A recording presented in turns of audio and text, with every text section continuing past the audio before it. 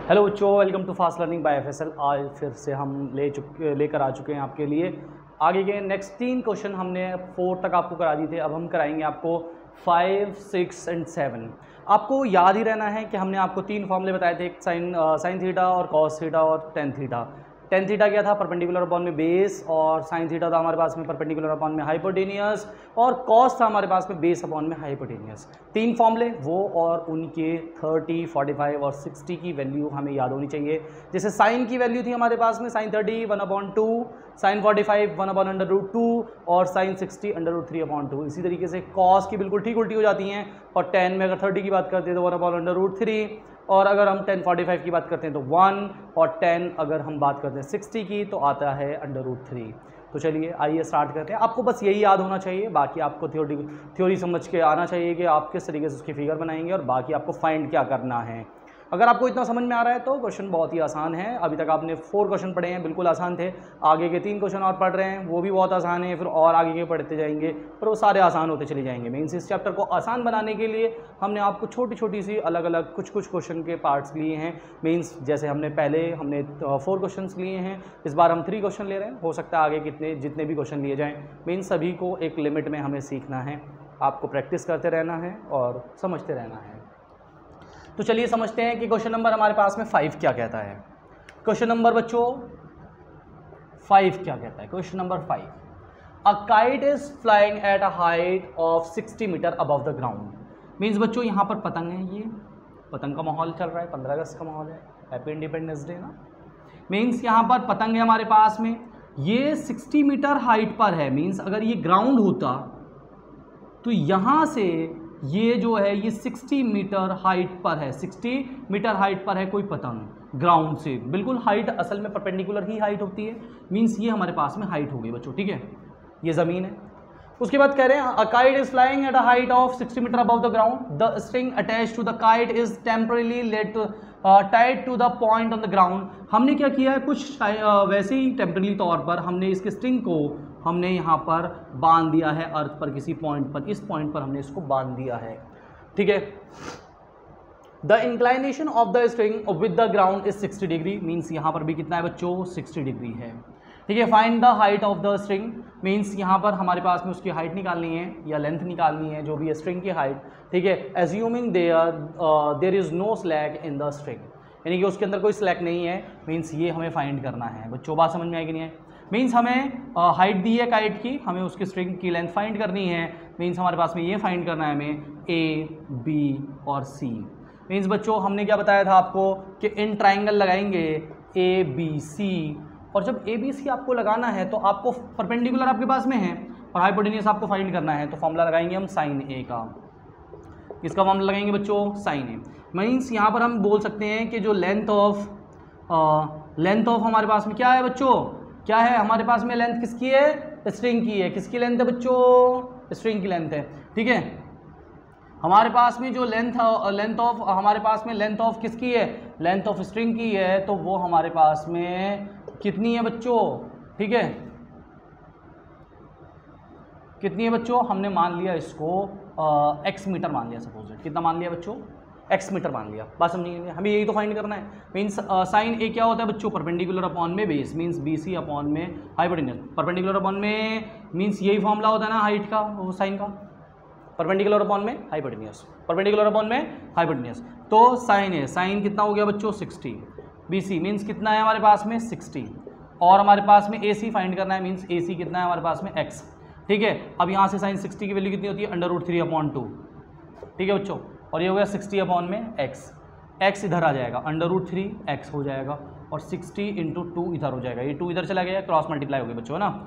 ये इक्वल का साइन है, तो जो डिवाइड में इधर मल्टीप्लाई में, जो इधर डिवाइड में इधर मल्टीप्लाई में, तो ये इसके साथ करेगा। मीन्स यहाँ पर √3 और x इज इक्वल टू ये कितना हुआ? 120, और ये √3 इसके अपॉन में चला जाएगा, तो ये 120 अपॉन में √3, और यहाँ पर हमारे पास में बच्चों x इज इक्वल टू 120 √3, और रैशनलाइज करेंगे √3 से ऊपर नीचे मल्टीप्लाई कर देंगे। जब बच्चों यहाँ सिंगल टर्म होता है तो हम उसी टर्म से मल्टीप्लाई कर देते हैं, तो 120 √3 ऊपर मल्टीप्लिकेशन में हो जाएगा, और ये हो जाएगा 3, और इसको कट करेंगे तो 3 4 12 मीन्स 40 √3 मीटर होगी उसकी लेंथ। ठीक है, मीन्स यहाँ पर हमारे पास में जो लेंथ ऑफ स्ट्रिंग आई है, लेंथ ऑफ स्ट्रिंग आई है हमारे पास में, वो कितनी आई बच्चों 40√3 मीटर। इतनी बात समझ में आई कि नहीं आया? ठीक है, क्लियर है इतना? मीन्स हमें क्या बोला गया था कि हमारे पास में एक काइट है जो कि स्ट्रिंग बंधी हुई है और वो बिल्कुल डायरेक्टली है, उसमें सेलेक्ट नहीं है कोई भी, और हमें यही लेंथ हमें फाइंड करनी है। बात समझे कि समझे? क्लियर है इतना? ठीक है, अच्छा क्वेश्चन नंबर पढ़ते हैं हम, क्वेश्चन नंबर 6।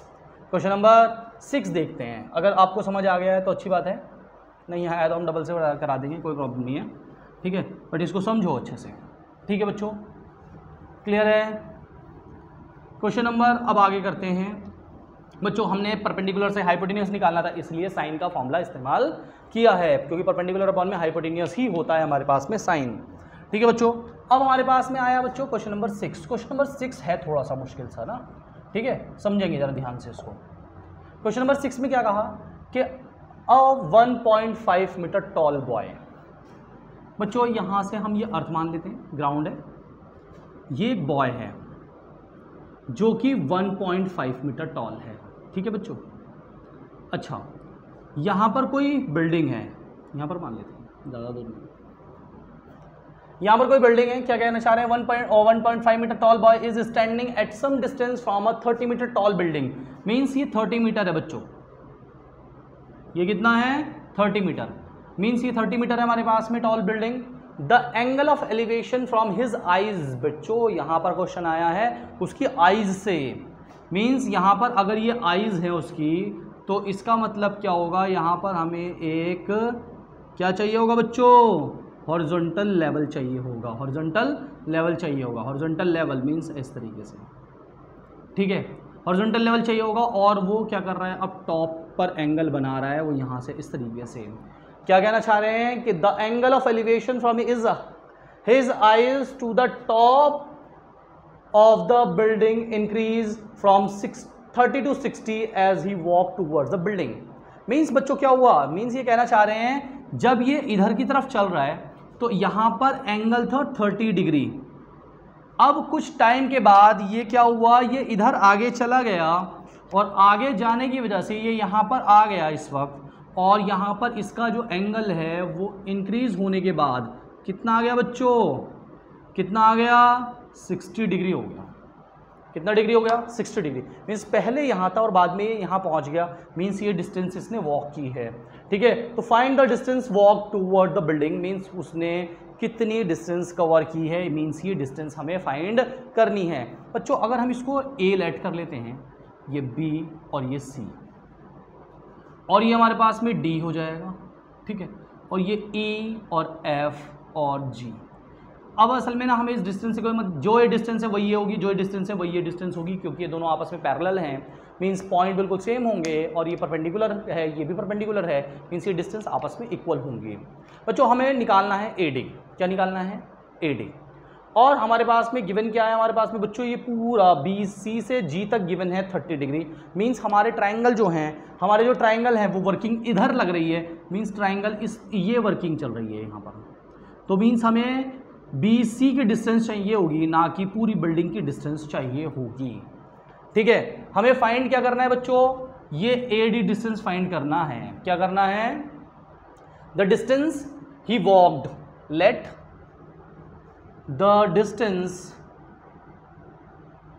ही वॉक्ड कितना है बच्चों? x मीटर मान लेते हैं। कितना मान लेते हैं? इसको डिस्टेंस को हमने x मान लिया, या ऐसे कर लेते हैं, ये AD है हमारे पास में और इसको हमने क्या कर लेंगे? x मीटर लेट कर लेते हैं। ठीक है बच्चों, अच्छा हमें मीन्स x की वैल्यू निकालनी है, मीन्स AD की वैल्यू निकालनी है, जो कि हमें फाइंड करनी है।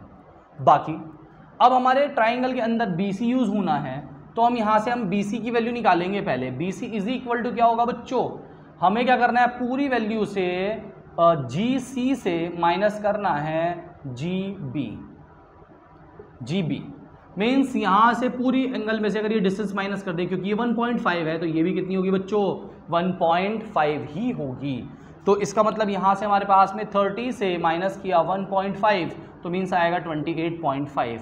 तो ये BC की वैल्यू आई है बच्चों 28.5। मीन्स यहाँ पर ये हमारे पास में 28.5 यूज़ की जाएगी, ना कि 30 यूज़ की जाएगी। बात समझे कि नहीं समझे? ऐसा क्यों हुआ? ऐसा इसलिए हुआ क्योंकि जो एंगल है अभी तक तो ग्राउंड से बन रहे थे, अब उसकी आइज से बन रहे हैं, तो मीन्स हॉरिजॉन्टल लाइन वाला मीन्स ये वाला पार्ट नीचे का कैंसिल हो जाएगा, इसीलिए 30 था तो ये 1.5 माइनस होगा, तो ऊपर का कितना बचेगा? 28.5।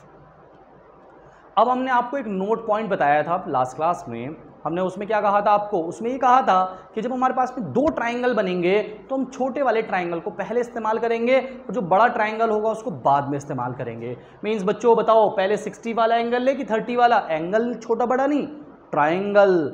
ट्राइंगल मीन्स कि छोटा ट्राइंगल है और ये बड़ा वाला ट्राइंगल है, मीन्स स्मॉल ट्राइंगल को पहले लेंगे हम। ठीक है, स्मॉल ट्राइंगल को लेंगे तो हम ट्राइंगल के लिए कैलकुलेशन क्या करेंगे बच्चों? यहाँ से हमने क्या कहा? इन ट्राइंगल, हमारे पास में ट्राइंगल क्या है? DBC। बच्चों हमें एक बात और बताते हैं आपको ये परपेंडिकुलर गिवन है, आपको ये डिस्टेंस से कोई मतलब है नहीं वैसे, मगर ये डिस्टेंस से मतलब है, मगर आपको बेस ही चाहिए। इसका मतलब हाइपोटेनियस से कोई लेना देना नहीं है, इसीलिए ना तो आपका साइन का फॉर्मूला यूज़ होगा ना ही कॉस का यूज़ होगा, क्योंकि दोनों में हाइपोटेनियस आता है। मींस अब फॉर्मूले जो होंगे वो tan का फॉर्मूला यूज़ होगा, क्योंकि परपेंडिकुलर और बेस के अंदर रिलेशन है, हाइपोटेनियस है ही नहीं उसके अंदर, ना ही कोई बात की गई है, उससे कोई मतलब नहीं है। मीन्स सिर्फ एंगल बनाने के लिए लिया गया हाइपोटेनियस, इससे ज़्यादा कुछ नहीं है, तो परपेंडिकुलर और बेस की यूज़ होगा। ठीक है, अच्छा यहाँ पर देखते हैं, तो जब हमने यहाँ पर देखा तो बच्चों क्या लगाएंगे? जाहिर सी बात है, अगर हमारी बात ऐसे है तो हम tan ही लगाएंगे, तो हमारे पास में tan D लगाएंगे, और tan D के लिए परपेंडिकुलर कितना है बच्चों? BC, और बेस कितना है? DB। ठीक है बच्चों, क्लियर है इतना?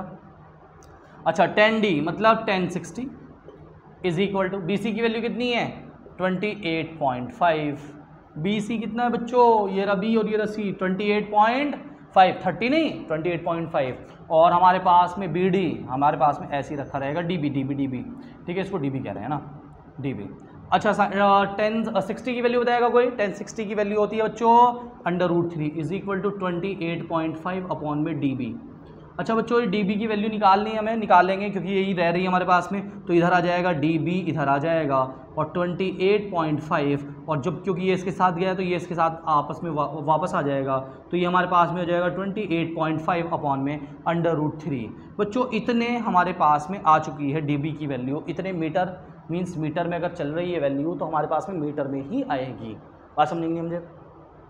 अभी हमें इससे कोई मतलब नहीं, हमें ये चाहिए भी नहीं थी, बस निकल गए फालतू के लिए, इसलिए कोई बात नहीं।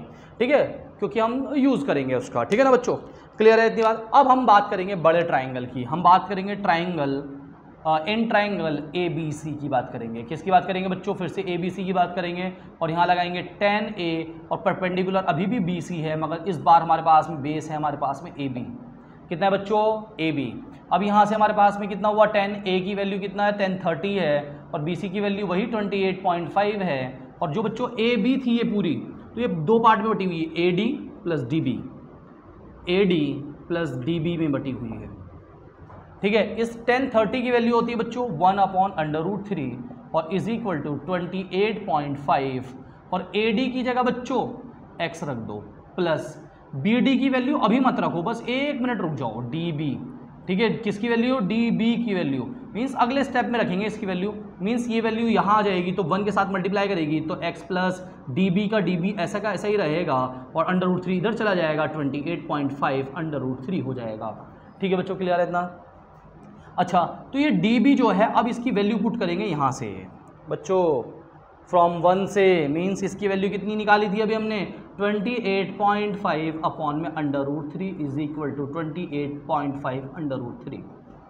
बोलो बात समझ में आएगी नहीं?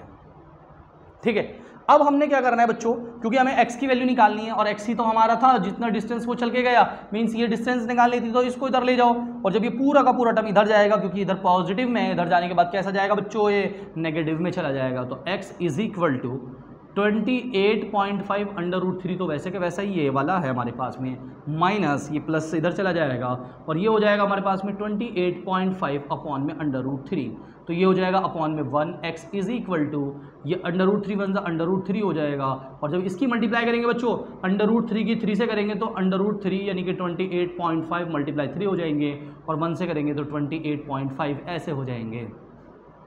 x इज इक्वल टू 3 5 15, और 3 8 24 और 1 25 और 3 2 6 और 6 और 2 8 मीन्स ऐसे हो जाएंगे और ये 28.5 ऐसे हो जाएंगे और अपॉन में √3 का √3 ऐसा कैसा ही रहेगा।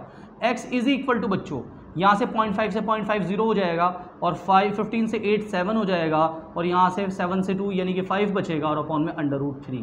और हमें बच्चों क्या करते हैं, हम रैशनलाइज करना सिखाया था हमने आपको, ठीक है। तो √3 अपॉन में √3 और यहाँ से x इज इक्वल टू यहाँ से 57 √3 हो जाएंगे और अपॉन में 3 हो जाएंगे और 3 19 जा हो जाएंगे। मीन्स हमारे पास में x की वैल्यू आई है 19 √3 इतने मीटर। बच्चों बात समझ में आई कि नहीं आई?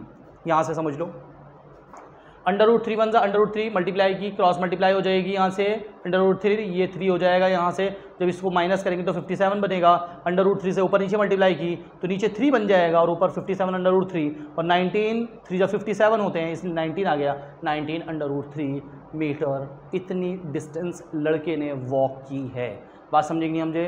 तो distance walk towards the building by the boy is कितनी है, 19 मीटर है। बात समझेंगे समझे बच्चों? क्लियर है इतना? ठीक है, अच्छा इतनी बात समझ में आ गई आपको? ठीक है, क्लियर है। हमने क्या किया, पहले हमें बोला गया था कि एक बिल्डिंग है और एक बॉय है, उसकी आंखों से एंगल बन रहा है और वो जब उसकी तरफ चलता है तो वही 30 से 60 हो जाता है। मीन्स जैसे वो इधर चला, मीन्स यहाँ से वो यहाँ आया तो पहले 30 एंगल बना रहा था, बाद में 60 एंगल बना रहा था और हमें ये डिस्टेंस फाइंड करना था कि वो कितने डिस्टेंस चला है। इस वजह से हमने पहले छोटे ट्राइंगल को यूज़ किया और उसमें से BD की वैल्यू निकाल ली और जब हमने बड़े ट्राइंगल को यूज़ किया तो जब बेस हमें यूज़ करना था तो हमने AD + DB 2 पार्ट्स में उसको ब्रेक कर लिया और उसके बाद वैल्यू यहाँ पर ला के पुट की और कैलकुलेट किया और हमारे पास में x की वैल्यू फाइंड हो गई। बोलो बच्चों बात समझ में आई कि नहीं आई? अच्छा अब हम क्वेश्चन नंबर पढ़ते हैं, लास्ट वाला इसका क्वेश्चन नंबर 7। क्वेश्चन नंबर 7,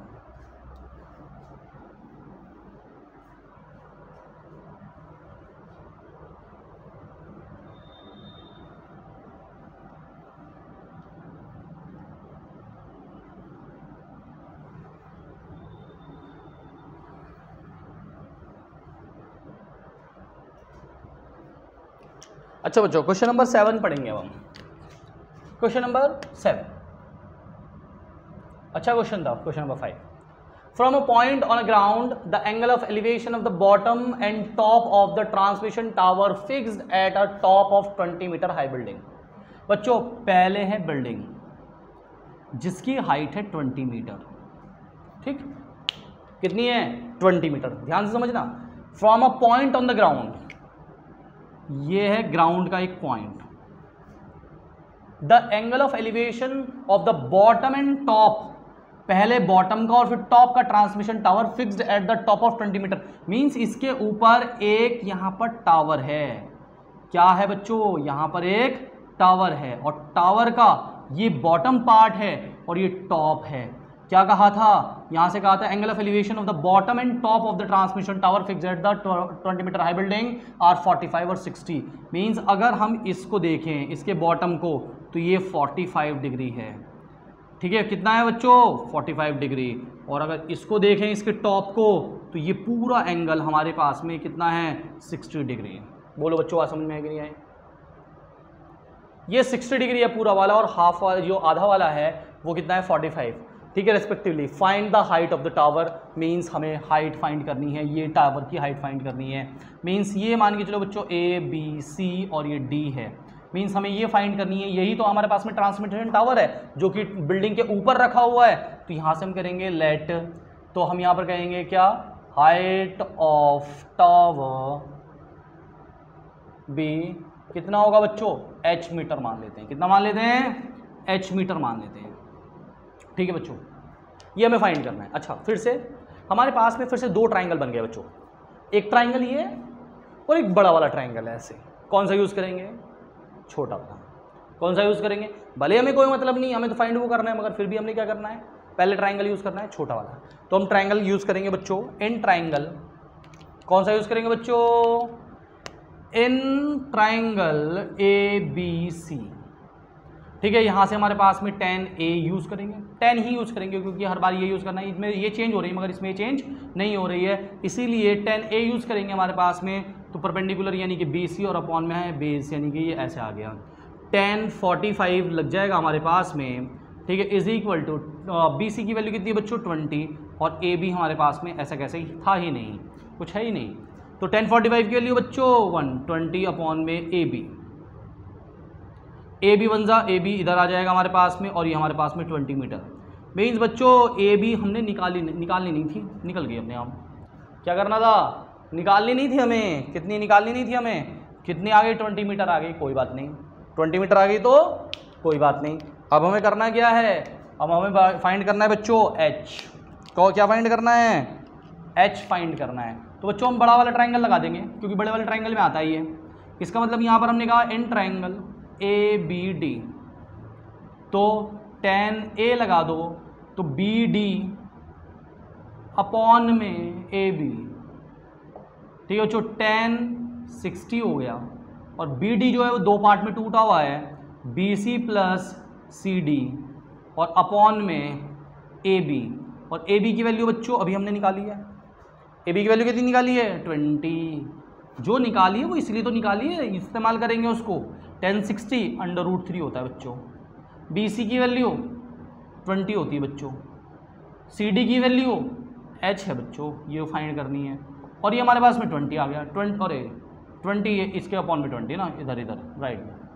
तो 20 जब इसके अपॉन में है तो जब इधर जाएगा तो मल्टीप्लाई में जाएगा, तो बच्चों क्या हो जाएगा, ध्यान से देखो जरा, 20 √3 हो जाएगा, और ये 20 प्लस एच हो जाएगा।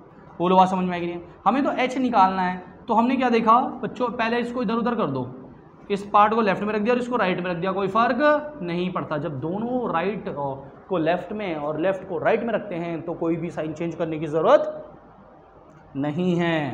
अब हमें बच्चों एच की वैल्यू फाइंड करनी है, तो 20 √3, और ये इधर चला जाएगा, 20 इधर चला जाएगा, और बच्चों क्या हुआ, ये माइनस का 20 हो गया, h is equal to 20 common ले लो, और कॉमन लोगे तो यहाँ से ब्रैकेट के अंदर क्या बचा √3, तो 20 में से 20 ले लिया, √3 बचा, और माइनस यहाँ से 20 ले लिया तो 1 बचा, मीन्स इतने मीटर हाइट होगी। बच्चों हमें अंडर रूट की वैल्यू रखकर उसकी बिल्कुल एक्यूरेट वैल्यू फाइंड करने की ज़रूरत नहीं है। मीन्स अगर हम चाहेंगे भी तो 1.73 वैल्यू रखेंगे अंडर रूट की, मीन्स यहीं पर आंसर छोड़ेंगे, यहीं से ज़्यादा, इससे ज़्यादा कुछ नहीं करना। बच्चों बात समझ में आएगी नहीं आई, ठीक है। ये क्वेश्चन में क्या था, ये क्वेश्चन में ये था कि आपको बोला गया है कि 20 मीटर बिल्डिंग के ऊपर एक टावर लगा हुआ है, उसकी हाइट हमें फाइंड करनी है, और उस टावर के ही टॉप का भी और बॉटम और टॉप दोनों दिए थे। क्या बोला गया था, बॉटम और टॉप, पहले बॉटम का बोला गया और बाद में टॉप का बोला गया, इसलिए 45 और 60, पहले 45 मीन्स ये वाला एंगल 45 बनेगा और ये वाला बनेगा तो 60 बनेगा, मीन्स बॉटम पहले टॉप बाद में। मीन्स इसी ट्राइंगल का, मीन्स अगर ये हमारे पास में टावर है तो इसका बॉटम ये कहलाएगा और इसका ये टॉप कहलाएगा, मीन्स ये एंगल इस तरीके से बनेंगे हमारे पास में। और हर बार दोनों बार ही हमने छोटा ट्राइंगल यूज़ किया, tan का फॉर्मूला यूज़ किया, बड़ा ट्राइंगल यूज़ किया, tan का फॉर्मूला यूज़ किया और कैलकुलेट किया, आंसर आ गए। मीन्स साइन कॉस भी लिमिटेड ही यूज़ होते हैं इस एक्सरसाइज के अंदर, ज़्यादा सबसे ज़्यादा tan ही यूज़ होगा। बात समझने की नहीं मुझे बच्चों, और याद ये रखना है कि सबसे पहले छोटे ट्राइंगल को फाइंड करना है और बाद में बड़े ट्राइंगल को फाइंड करना है। बच्चों बात समझ में आ गई, अच्छा तो इसको आप नोट कर सकते हैं और सब्सक्राइब करना नहीं भूलना है और शेयर करते रहिए। Thank you.